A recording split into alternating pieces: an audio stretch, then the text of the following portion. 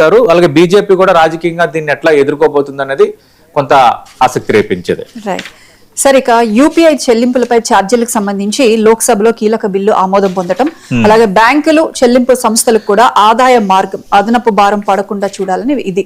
దీనికి సంబంధించి మీ విశ్లేషణ ఏంటి సార్? అంటే ఇప్పుడు దేశంలో ఈ డిజిటల్ చెల్లింపుల రూపురేఖలు మారుస్తాము, మరింతగా నో క్యాష్ విధానాన్ని తీసుకొస్తాము, డిజిటల్ క్యాష్ విధానాన్ని తీసుకొస్తామని బడ్జెట్ సమావేశాల్లో కేంద్ర ఆర్థిక మంత్రి నిర్మలా సీతారామన్ ప్రకటించారు. సరే, ఇంకా వైబిలిటీ పెరుగుతుంది, ఈజీ క్యాష్ ట్రాన్సాక్షన్కి ఆల్రెడీ సిద్ధమైన నేపథ్యంలో ఇంకా మంచి సంస్కరణలు రాబోతున్నాయని. కానీ ఇప్పుడు ఇదేంటంటే యూపీఐతో సహా కొన్ని ఎలక్ట్రానిక్ చెల్లింపు విధానాలపై భవిష్యత్తులో ఈ రుసుములు విధించే బిల్లుకు లోక్సభ అయితే ఆమోదం తెలిపింది.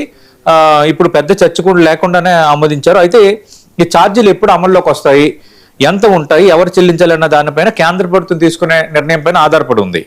ఇప్పుడు ఏంటంటే యూపీఐ లావాదేవీలు వినియోగదారులకి ఉచితంగానే ఉన్నాయి, బట్ లిమిట్ ఉంది. లిమిట్ ఏంటి? ఒక రోజులో ఇప్పుడు మనం చూస్తాము ఫోన్పే ఉంది, దానికి ఒక లిమిట్ ఉంది.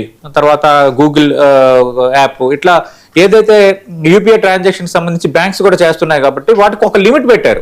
ఈ లిమిట్ దాటితే మరి మీరు చేయడానికి లేదని.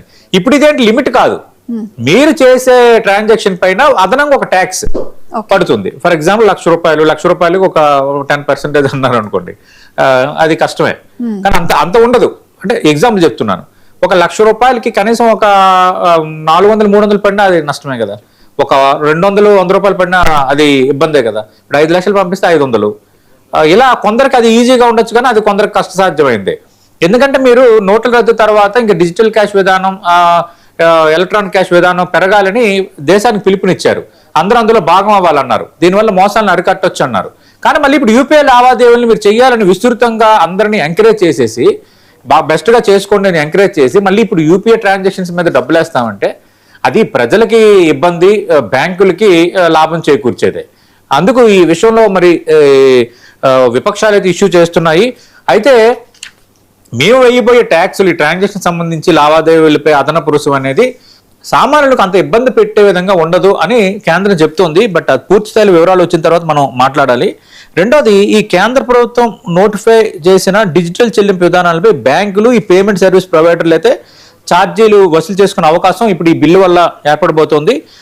అందుకు వీళ్ళు ఏంటంటే బ్యాంకులు, పేమెంట్ సర్వీస్ సంస్థలు, సాంకేతిక మౌలిక సదుపాయాల సంస్థలకు స్థిరమైన ఆదాయ మార్గం కల్పించడం ఈ సవరణ లక్ష్యమని ప్రభుత్వం చెప్తోంది.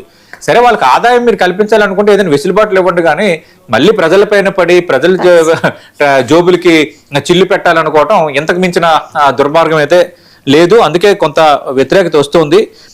ప్రధానంగా ఇప్పుడు ప్రస్తుత చెల్లింపు వ్యవస్థలో మర్చెంట్ డిస్కౌంట్ రేట్ వసూలు చేయడానికి అనుమతి లేదు. ఈ మార్పులు చేయడం వల్ల యూపీఐపై వెంటనే ఛార్జీలు విధించాలని ఎక్కడ పేర్కొనలేదు, కానీ ఈ నోటిఫికేషన్ ద్వారా వాళ్ళకి ఒక అవకాశం అయితే కల్పిస్తున్నారు. ఈ కల్పించిన క్రమంలో ఏం జరగబోతుంది అనేది ఆసక్తికరంగా ఉంది. ప్రధానంగా నేను కోరుకునేది ఏంటంటే, సరే మీరు చేయండి, ఒక విధానంతో చేస్తున్నారు, ఆ విధానం కూడా తప్పే, కానీ సరే ఒక వైబిలిటీ కోసం చేస్తున్నారు.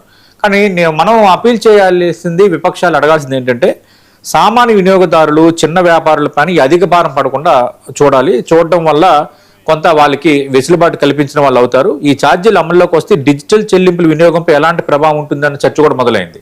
ఎందుకు, ఎవరైనా, మీరైనా, నేనైనా, ఎవరైనా ఇప్పుడు చాలా ఈజీగా చక్కగా ఫోన్పేలో పే చేసేస్తున్నాం. దేనికైనా ఎనీ ట్రాన్సాక్షన్ స్కాన్ చేస్తున్నాం, పే చేస్తున్నాం. అలాగే మిగతా మన బ్యాంక్ యాప్స్ ఏవైతే ఉన్నాయో ఆ యాప్స్లో చాలా ఈజీగా మనం చేస్తున్నాం.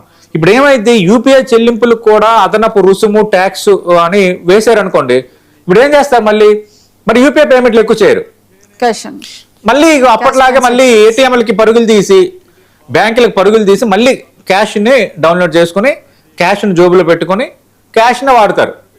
ఎందుకంటే కొందరు అనొచ్చు, ఏంటి మీరు ఒక ₹1000 ఒక ₹10 ట్యాక్స్ చెల్లించలేరంటే, ఆ ₹10 ట్యాక్స్ చెల్లించడం చాలా మందికి భారం. ₹1000 అంటే 10,000కి ₹100 చెల్లించడం అంటే చిన్న విషయం కాదు కదా. అందుకు అంత ఈజీగా కొందరు కొట్టిపారేస్తారు. కానీ ఏంటంటే ఇప్పుడు ఇప్పుడైతే అమల్లోకి వచ్చి ఈ విధానం మళ్ళీ పెరుగుతుందో మీరు చూడండి, ఖచ్చితంగా మళ్ళీ ఏటీఎంలకు జనాలు క్యూ కడతారు, మళ్ళీ బ్యాంకులపై కూడా భారం పడుతుంది.